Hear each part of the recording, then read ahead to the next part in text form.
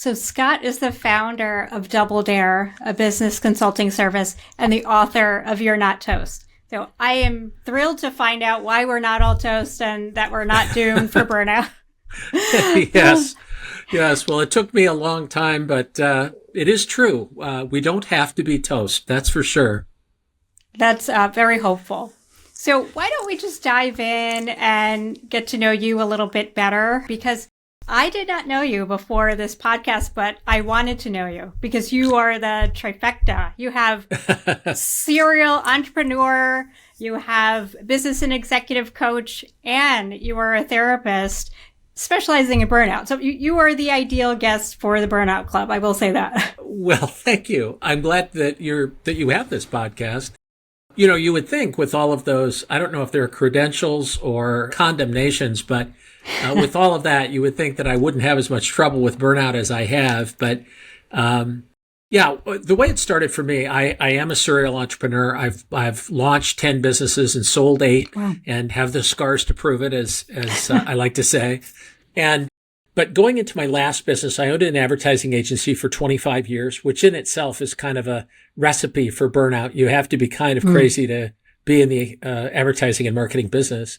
Anyway, and at the end of that, what I discovered was that I was waking up in the morning exhausted. That was sort of the canary in the coal mine for me. I just woke up. I went to bed expecting to wake up refreshed, and I woke up exhausted.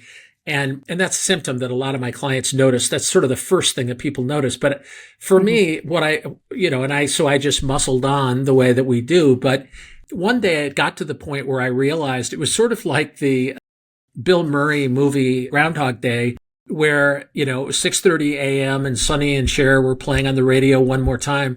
But it occurred to me, I don't know if I can get up today. And it really frightened me because for the first time in my life, it occurred to me, I may not be able to answer the bell. I may not be able to get out of bed today. And if I can't get out of bed, then I don't have a plan B. But I really was, had reached that point that a lot of my clients have reached where you just begin to worry, even if I can get out of bed and go to work, pretty soon my coworkers or my customers are going to notice that I'm just barely mailing it in. And when are they going to notice that I'm, a shell of a human being? And the wheels really start falling off. Yeah. So you would think as a coach and a therapist, I would have all the answers. And I really didn't, and worked with a lot of my therapist colleagues and so forth, and really didn't find anything about burnout specifically until I started studying Christina Maslach, who is at University of California, Berkeley, and who created the benchmark Maslach burnout inventory, and started to go through her research and finally began to see a little bit of what was going on. And really the kind of horrible thing, but the thing that saved me was to discover that I was really causing my own burnout. How interesting. So you have to tell us more about that. How were you causing it? Well, I guess I assumed, and so many of my clients start by thinking, well, it's the industry I'm in, like the advertising industry, or it's my coworkers or my business partners or my customers or the economy or interest rates or whatever. It's always them. And, what I always say to my clients is that if you're working in an environment that is truly toxic, that is either misogynistic or racist or, genuinely toxic, then run away screaming. But my experience is that is actually the exception. That more times, I would say 90% of the time, we cause our own burnout. And that turns out to be a really good thing, because if I had to wait for the economy and interest rates and other people to shape up, it would be a long wait. But instead, it turns out, unless you're in one of those horrible situations, that not only are we causing it, but as a result, we can also recover from it. And that was sort of the headline that hit me, that a combination of perfectionism and not setting boundaries and trying to solve problems in a way that was actually making them worse, I was causing my own burnout. Perfect example of causing your own burnout is, most of us think, well, I'll get a good night's sleep tonight and that will do it. Or sometimes we think I'll take a vacation and I'll come back refreshed. That's not what research tells us about how stress disorders are caused or how we recover from them. In fact, I've got a client, a wonderful person, who took a 6-month sabbatical. And I've had several clients who have taken sabbaticals hoping that would turn their burnout around. In this case, this woman took a 6-month sabbatical. And just as she was coming back to work, she began to realize, I'm worse off now than I was when I took the sabbatical. Really? And wow. Problem is that it's inside us. I mean, there may be factors outside of us, a tough industry or, a horrible boss or a horrible client or whatever. But 9 times out of 10, unless you're in one of those situations that you should evacuate right away, we cause it ourselves, mainly because the things that we try to do to make it better make it worse. And one of those is avoiding the fear and avoiding the stress rather than dealing with it head on. Yeah.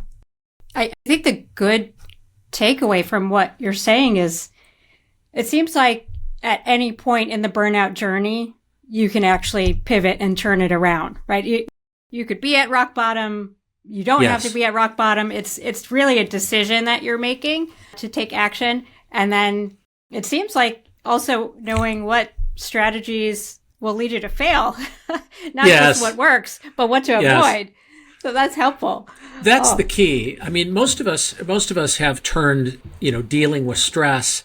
It started out as a superpower. The more stress there was, the harder we worked, the more we cared, the more we worried, possibly. And it turned out to be a superpower. And a lot of us would take on a ton more work and do it in a perfect way. And it really paid off. And it became a superpower in our careers, whether as employees or running our own businesses. But at some point or another, for our clients anyway, the superpower turns to kryptonite, and the very things that made us successful now are causing burnout. It's at some point in most people's careers, we find it's not possible to work any more than 24 hours a day. And it's not possible to worry any more than we already are, or to be more perfectionistic than we already are. But unfortunately, those are our go-to remedies. And we keep going back to them and going back to them. One of my clients said that he has a gift for rubbing dirt on stress. He would just rub dirt on it and move on. And that's what most of us do. And for a while, that can be very effective. But ultimately, it backfires for 90% of the people, certainly everybody we talk to. And the good news is that the skills that are necessary to recover from burnout, we have found can work very quickly and result in permanent recovery, but they are just so counterintuitive for people that are perfectionists and for whom work and worry is the solution to everything, that we won't accept some of these suggestions because they just sound so counterintuitive, and they're just so the opposite of rubbing dirt on it and ignoring it or working through it, that it doesn't seem like it could possibly work. I love what you said. Sorry to jump in there, No, go ahead. The phrasing of if work and worry is your go-to solution, right? I don't think most people are looking at it with that lens. Like you're saying that's a tool in your toolkit and you're consistently pulling it out. So what should we be doing instead? That's a great question. And one of the reasons I was so glad to be on your show, I'm so glad that there is a podcast like yours. Well, thanks, Patrice. It's such a great service because, unfortunately, burnout is an incredibly prevalent, it's the most prevalent mental health condition in the United States. 40%, according to the Gallup people, 40% of the U.S. workforce say that they are burned out most or all of the time. So I'm so glad that, we can address some of these solutions. And in fact, I'd invite your listeners, we have a free service and we call it fastfixcall.com. And if you want to get just some fast, practical, free tools you could start using today, just go to fastfixcall.com. And there are some very practical skills. One of them is that, again, most of us think that if I could get a good night's sleep or a week's vacation, or in the most extreme case, a sabbatical for 3 to 6 months, that will be the answer. And it's not that those things couldn't help, but as Dr. Maslach proved, the way we recover from stress is very different from that. And, what it really requires, what we need to do is to recover multiple times a day. We refer to it as mini vacations. And we encourage our clients to take as many mini vacations as they need during the day. And they only need to take 5 or 10 seconds. But the science shows this is the way we recover from burnout. It's very much like if you're an Olympic runner, they will know that training is important, but recovery is just as important. And they put as much time and focus into recovery as they do into their workouts. Otherwise, they will tear muscles or ligaments or whatever. And we're the same way as workplace athletes. And that unless we allow ourselves to recover in a way that our bodies will really support, or that will support the recovery we want, it won't work. So by mini vacation, what we mean is, first of all, noticing that you feel stressed. And this is the most counterintuitive part of recovery, because what most of us do is, as my client said, rub dirt on it. We just move on. Yeah. We fly into action. That's the way that we deal with it. We're afraid that if we spend more than a second noticing that we're stressed out, we might fall into a bottomless pit of burnout. I mean, that's a lot of a fear a lot of us have. And so what we ask our clients to do is to just notice the physical manifestation of feeling stressed, and to actually not to figure it out, not to intellectualize it, not go to a therapist's couch in these little vacations, but instead just to notice physically what you're feeling. And because we find that most of our clients can access that very quickly, not necessarily the psychological implications, but most of our clients notice between their neck and their navel, they're experiencing something. It's a tightness, a twinge, can be sometimes pain, tingling, but there's a physical correlate of the stress that they're feeling. And if they can just be with that stress for even 5 seconds, and by be with it, I mean just notice that it's happening, not try to figure it out, just be with it and notice it. And then use a technique we call the R&R technique, which is really just inhaling and exhaling and releasing the stress. If you do that for 5 seconds, 5 times a day, we have found that people can begin recovery immediately from burnout. Wow. But it all starts with that super counterintuitive step of being with the thing that we're most afraid of. And instead of trying to fix it, which makes it worse, to just notice it.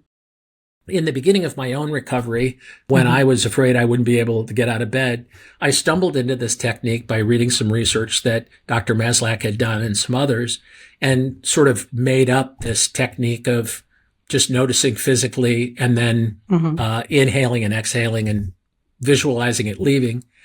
And that changed everything for me. In a couple of weeks, I started to notice that I was feeling a little bit better.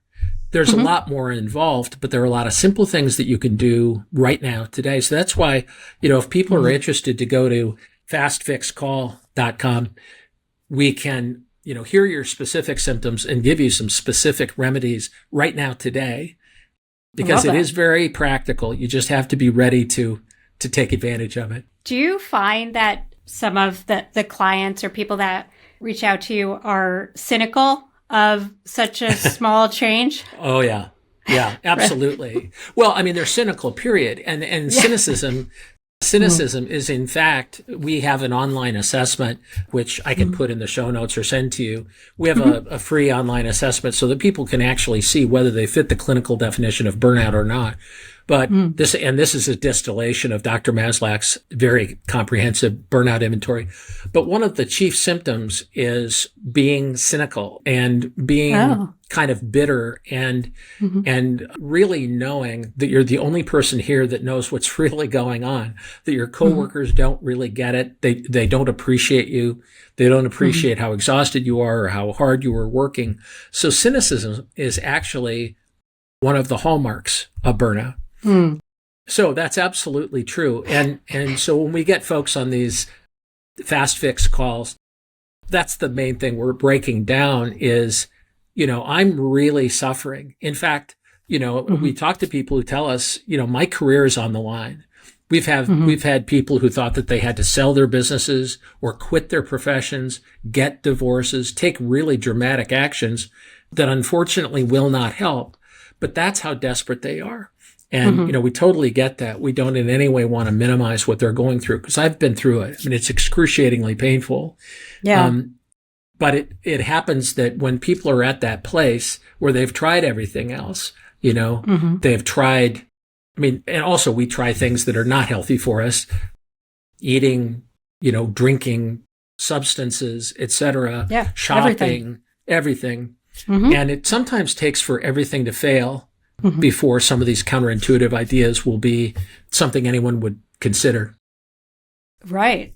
And I wonder, because this seems so simple, but simple enough that someone may almost try to do too much. So do you find that clients that they'll say, okay, I noticed maybe my heart is beating faster or something, and then they go to acknowledge that feeling, but then reach for their cell phone or something because they're just so addicted. Like, is it hard for people to get in that habit of just sitting still for 10 seconds? It is. But, actually, by the time we talk to most people on these fast fix calls, we find that, they're really pretty open-minded and willing to try things. And the things that we recommend to begin with are things that are doable by the most burned out person. I've definitely been there, and so have, we've worked with thousands of executives and really get that what you're capable of to begin with. But all of these actions are designed for cynical people who are really desperate and who have no time. And also people for whom, they reflexively overachieve, that overachievement is the answer to everything. If I should focus on if I notice my pain and focus on it for 5 seconds, well, then I should probably focus on it for 50 minutes because we overdo everything. That's part of the pathology of burnout is overdoing everything. But that's why we've really made it as simple as possible. And even the most cynical and the most exhausted person can begin to get very quick relief if they will just do, 5 seconds. The key is frequency during the day. Okay. We found that if people can notice that they're feeling stressed or upset or depressed or anxious, 5 times a day, and that ought to be easy for most people, and take 5 seconds, it's the frequency that really matters. And that will really get the snowball turning the other way. So, I don't know if this is your area of expertise, but what's happening in the body that makes this work? Is it, we're creating new pathways in the brain, or what are we resetting when we do this? Yes, absolutely. One of the things, I started a charity called At Ease USA, which is a not-for-profit that treats post-traumatic stress disorder in military families. And there's a lot of overlap.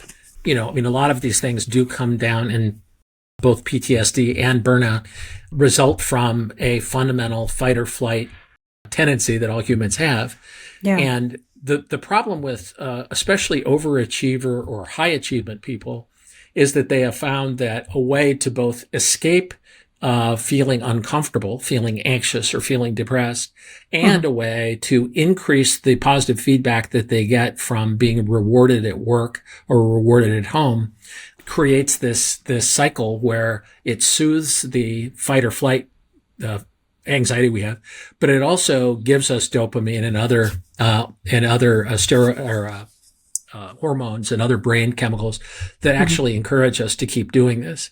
So it's understandable how we get into this loop. But what happens is we can undo it and much more quickly than it took for us to get into these vicious cycles. And we can start today. That's really the thing. It doesn't seem like such simple actions will work, but that's exactly what happens when we can be face to face with the thing that we're most afraid of. And for a lot of us, it's sort of like as a kid, not wanting to look under the bed, for fear that there's a monster under the bed. But by not looking under the bed or avoiding looking under the bed, we make things worse. It actually compounds our fear because our minds are so smart. It tells us, yes, there really is something very scary under the bed. So what we ask people to do is very briefly and very gently look under the bed for 2 seconds and discover that there's socks, and that's about all that's under the bed. Right. But you actually have to do that. But again, we've created a way for people to do this that is gentle and really acknowledges that that's the key to this, is to be able to be with things that seem like they might even be fatal if we spend any time with them. At least fatal to our careers. It's not just, the fear of what's under the bed, but it's also, well, if I don't worry like this, and if I'm not a perfectionist like this, then how can I achieve at work? How can I be the superstar that I think I am, or that is my persona? And the fact is, we can perform better than ever. But you have to look under the bed, if only briefly, to get that process started. I'm shocked at how simple it is. Like, there's no reason why people can't do that. It's great.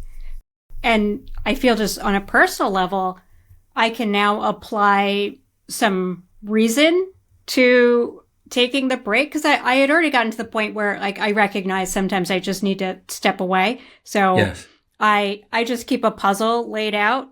And normally I'm a bit tightly wound, or I just like completing things. So leaving an unfinished puzzle would really cause me a lot of stress.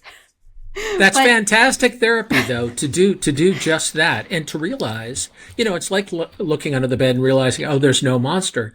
To turn away from a task and do Wordle on the New York Times or something is counterintuitive for folks like us, but it's learning that it's not fatal that's really the answer. The other part that you said that's really important, and this came out of Dr. Maslach's research, is that these little micro vacations, mini vacations, the key to it is to take a complete break. So you can't have your phone in one hand. And if that means getting up from your desk, or, even walking outside for 5 seconds, but it does require not a long break, but a complete break. That's why a puzzle at your desk is a great, anything that really takes you out of, because if we keep one toe in the water of, well, I better keep worrying about this, then we don't get that complete disconnect that we need. Yeah. Yeah. That was me totally for years. There's just like, well, I'll keep thinking about it in the back here. Like, why am I still stressed? It's never going to leave. But exactly. This ought to work. And the problem is it has worked in the past. It used to work great. And for a lot of people, we work with CEOs and authors and, talented people and high achievers. So it isn't that this doesn't work, but it's that it's stopped working and it's turned to kryptonite. And do you find that when you're working with your clients that you switch between your therapist hat versus your former or current entrepreneur hat or your coaching hat, or is it really just blended together at this point? Well, I think it's blended together, although, but I really think it's important to talk to somebody who has really been through that, because at the beginning of my journey, I couldn't even explain to people what I was even talking about. I didn't have the words to describe it. And, it's bad enough to be in this much pain, but on the other hand, to feel as though that there's something really wrong with you, but that can't be fixed because you don't even, it's almost too scary to think about yourself. So the first thing that we want to do is to establish some rapport with folks and let them know, hey, we've been there and done that. We've had the same thing happen exactly. We've had that experience, that Groundhog Day moment where the alarm goes off again and it's, oh my God. And it sounds sort of funny, and it was in the movie, but it's like an existential crisis every morning of how am I going to do this today? Can I do this today? Yeah, that's so powerful. Now, what makes you hopeful or excited about the future? Just thinking about yourself or your clients. Is there anything that you are looking forward to?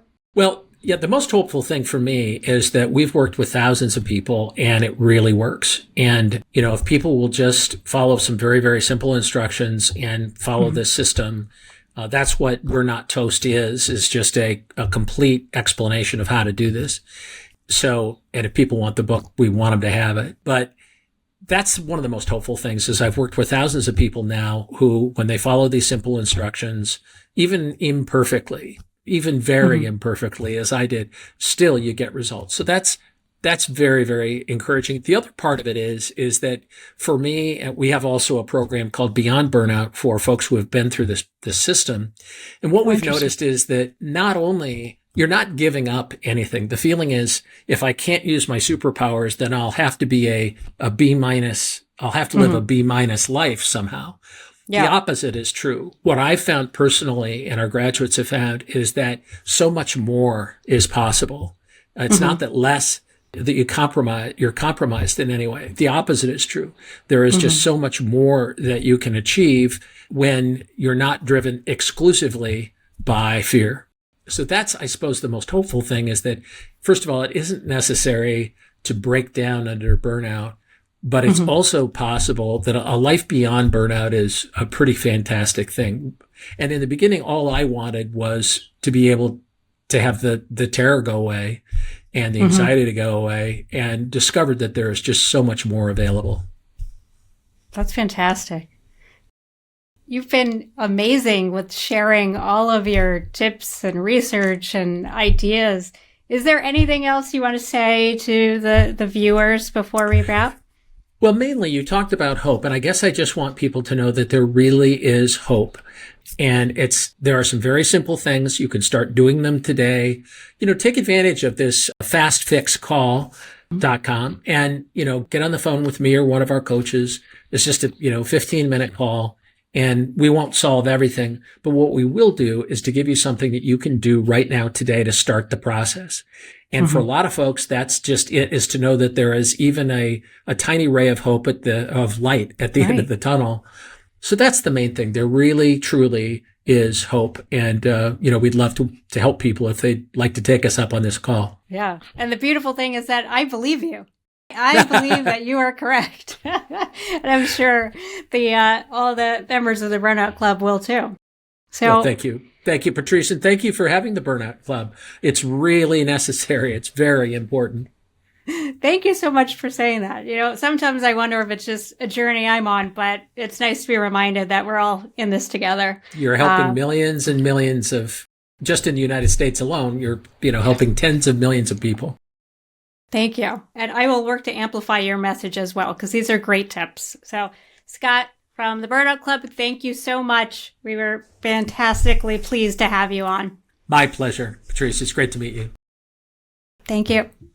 Bye, everyone. Remember to like and share and follow and all of those other media buzzwords, and watch us on YouTube. Thanks. Bye.